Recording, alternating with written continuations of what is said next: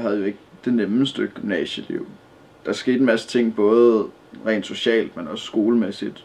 Der var meget stort pres på fra mine forældres og fra skolens side. Og det havde en meget negativ indflydelse på, hvordan det gik for mig. Og så begyndte jeg selvfølgelig også at feste i weekenderne. Og det gik ikke særlig lang tid før torsdag også begyndte at være en del af weekenden. Og altså det var vigtigt at ses med vennerne. Og man begynder ligesom langsomt at skubbe den her pressende skolegang til side.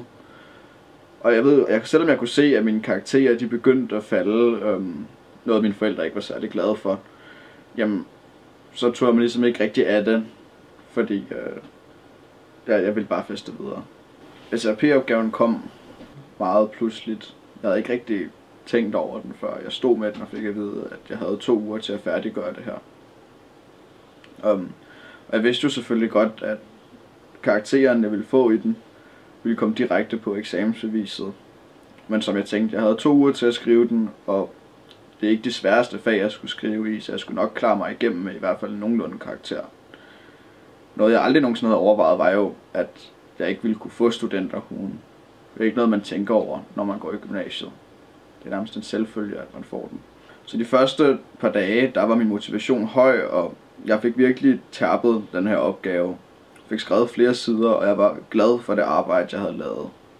Så en dag, så ringer min ven til mig, og han spørger så, om jeg vil med til fest inde i byen. Og jeg tænker selvfølgelig, nu har jeg arbejdet så hårdt, og jeg vil gerne belønne mig selv, så jeg tager selvfølgelig med derind.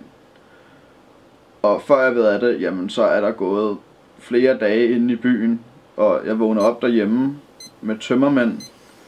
En opgave, der er langt fra færdig, og en afleveringsfrist, der siger meget få dage tilbage. Og der bliver jeg så stresset. Og det er så der, hvor jeg tænker, nu skal jeg få lavet den her opgave færdig. Men på grund af det ekstreme pres, der pludselig er på, jamen, jeg lukker simpelthen af. Jeg kan ikke finde ud af at skrive opgaven. Jeg sidder ved min computer, og min hjerne er blank. Jeg prøver at få konstrueret et eller andet, der minder om en opgave, men i sidste ende, så kommer jeg frem til, at den eneste måde, jeg får det her færdiggjort på, det er ved at snyde. Så jeg går ind på nettet, og jeg finder nogle opgaver, der minder om min, og jeg kopierer dele af dem, sammensætter det til en mere fuldendt opgave, som jeg så afleverer til min lærer. Et par uger efter at have afleveret opgaven, bliver jeg så kaldt ind på rektors kontor, fordi han gerne vil snakke med mig. Og han fortæller mig så, at jeg på grund af snyd ikke kan få min studentereksamen. Og jeg vidste selvfølgelig godt, at hvad jeg havde gjort, det var forkert. Man må ikke snyde i sin opgave. Men jeg havde aldrig nogensinde regnet med, at det ville kunne få så store, så fatale konsekvenser for min skolegang.